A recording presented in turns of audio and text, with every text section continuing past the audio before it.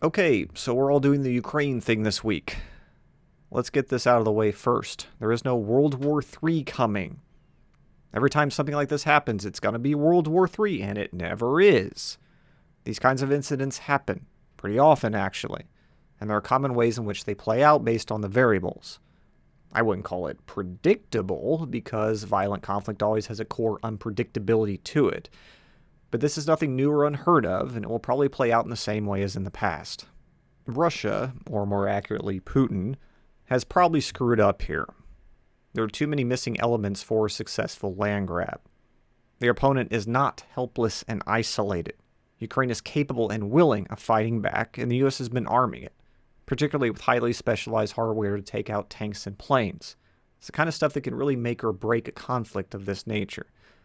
At the same time, the justification isn't there. You can get away with a lot of bullshit if your populace thinks something is justified. Putin never bothered to justify any of this. As convoluted and incoherent as people can be, they still have this core moral reasoning you have to bypass to make something like this happen. You lose that moral authority, it kills the will to fight on your side. Anecdotally, it doesn't sound like the Russian people want this. People are protesting. Russian soldiers do not seem eager to fight. Meanwhile, everyone is coming out in support of Ukraine. Morale is really important in a conflict of this nature, and Putin already ceded it on day one. Economically, Russia has not been doing well for basically ever, but what modest stability it had is now gone. Russia is, by the statistics, what we call a third world country. It's Philippines, Honduras, Congo levels of poor these days. It shouldn't be, because it has huge natural resources. But it became a hollowed-out oligarchy back before all the cool kids were doing it. Sanctions are going to be brutal for it to endure. There's pain on both sides of that equation, but Europe has far more resources to fall back on than Russia does. Putin is sending soldiers to die, impoverishing and potentially starving his people, all for a war they don't particularly want and don't feel is justified. Putin will get a temporary war bump in support because people are stupid, and that's always how it works. But it will fade unless things go perfectly. And thus far, they are not. I wasn't even following this story until Russia actually pulled the trigger. The New York Times kept hammering me with Ukraine articles, and I kept scrolling by because 4 times out of 5, stuff like this goes nowhere. And more importantly, it would be such a stupid decision that if Putin did it, okay, you do you, I guess, because we haven't even gotten to the really bad parts for Russia. When Biden said he wasn't going to get involved in Ukraine, my first reaction was pretty negative. Why not just draw that line in the sand by threatening to intervene, and that's the end of it, because Russia won't cross it. But as the saying goes, it's rude to interrupt your enemy when he's making a mistake. Right now, the conflict is Russia versus Ukraine. Ukraine is kind of cultural cousins with Russia. They're not really motivated to fight each other by default. And because it's so unjustified, you start out with that moral advantage in the favor of Ukraine. But if the US gets involved, it changes the framing of the conflict. It'd be far easier to rally the Russian people around the narrative of the US back to meddling in Russian affairs than the narrative that they're going with now, which is, let's do a home invasion. When a situation like this occurs, the military guys usually sit the president down and give him all the options they've spent extensive time analyzing. And the more I think about it, the more this is the strategy that probably made the most sense. You stay out of it, you arm Ukraine, and then you stand back and watch Russia bleed itself while the world condemns it and strangles the Russian economy. This is not the slightest bit new.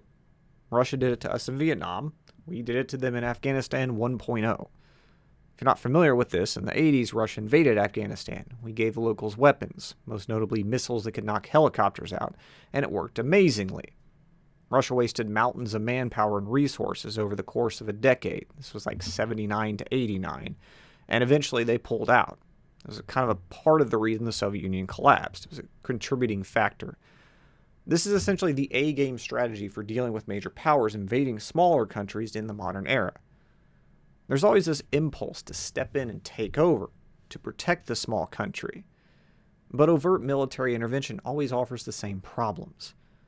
You turn a good freedom fighting story into just another proxy war between big powers. You give up that moral advantage for something a little grayer. You have to manage the long-term consequences back home, and unfortunately, countries like the US have a pretty short attention span these days. And ultimately, you also risk getting drawn into a mess where the locals themselves don't want to fight, and thus winning becomes impossible. That's what happened in Vietnam. That's what happened in Afghanistan. It's kind of what happened in Iraq. So it's better to leave it on the shoulders of the people defending their country and arm them to let them fight their own battles. This is the long strategy. We've picked it, and it will probably work well. The model is that Ukraine gradually is going to lose this open war, and it's going to turn into an insurgency. Russian soldiers get picked off day and night. There are bombs in the roads. This could make Iraq look like a road trip. Russia becomes isolated from the world. Their economy shrivels up and dies. People take to the streets. In a best-case scenario, a glorious leader ends up drugged through downtown. It can take anywhere from weeks to years for this to all play out. But this has all happened before, and it will all happen again. Putin knows all this, so why do it? A lot of possibilities. First is that dictator rules apply, which means it doesn't have to make sense. Power corrupts. Absolute power corrupts absolutely. The human brain is not designed to have this kind of power. He's never told no. He's never told his idea sucks. No one wants to be the first one to stop clapping. It's practically impossible to not lose perspective under these conditions. Putin's been in power for a long time now, well over a decade. He may be entering his late Michael Jackson phase, where he's already had 3 nose jobs and wants a 4th, where there are kids running all around Neverland Ranch, and it's starting to get kind of weird. Dictator midlife crisis, if you will. Some decide to build a harem of sexy lady ninja bodyguards, some invade a country. On a more mundane level, living in his bubble may have just skewed his interpretation of the situation. Once again, no one wants to tell a glorious leader a country a third the size of his may actually win. So they don't. They tell him what they think he wants to hear, and then he makes a bad decision. Along a similar vein, it may have to do with his situation at home. War is always a way to bump up the numbers, at least temporarily. This could be a matter of survival for him.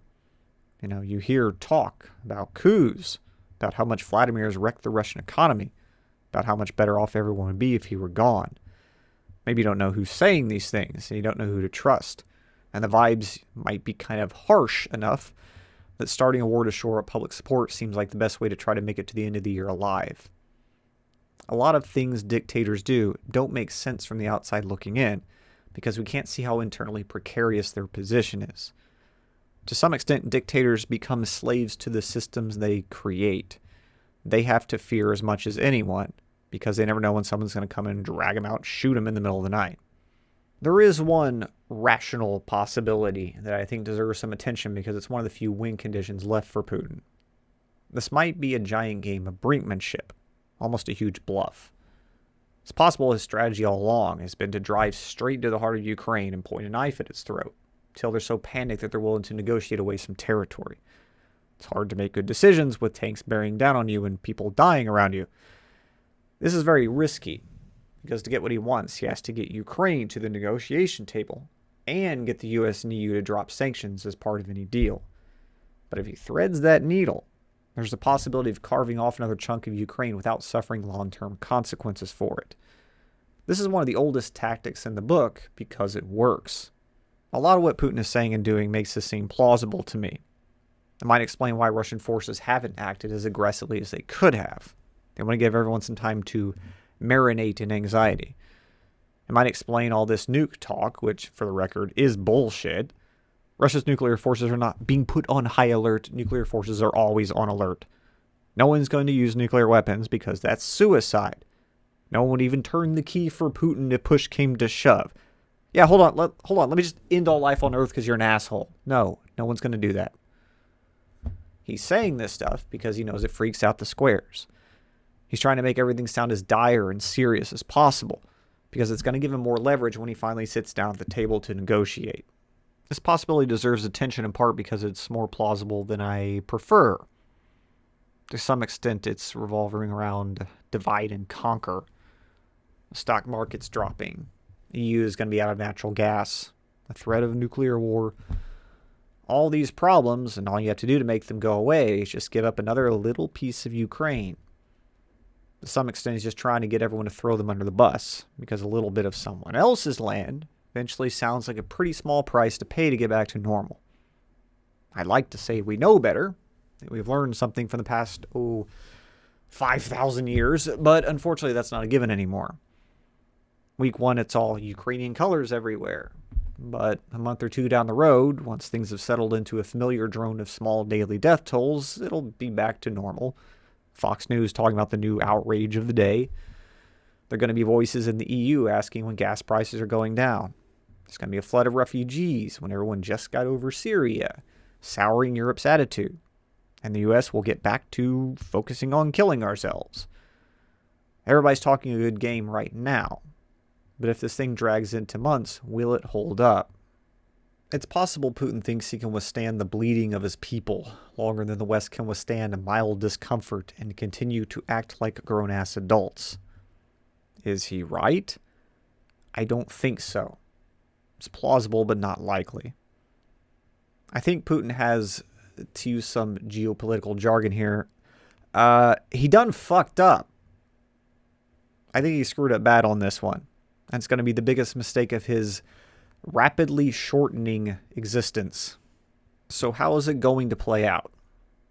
There are always too many branching pathways to say with much certainty, but I think the most likely possibilities are: 1, the invasion stalls out.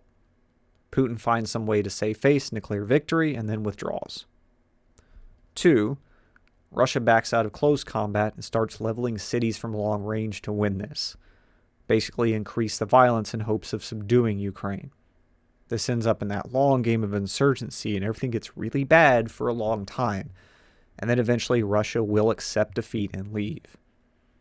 Or 3, Putin ends up having a mysterious fall from a 12th story window of his own once Russians have enough of dying for his ego. Putin has painted himself into a corner, and there are no longer any good ways out for him. Anyway, that's my perspective. Your mileage may vary.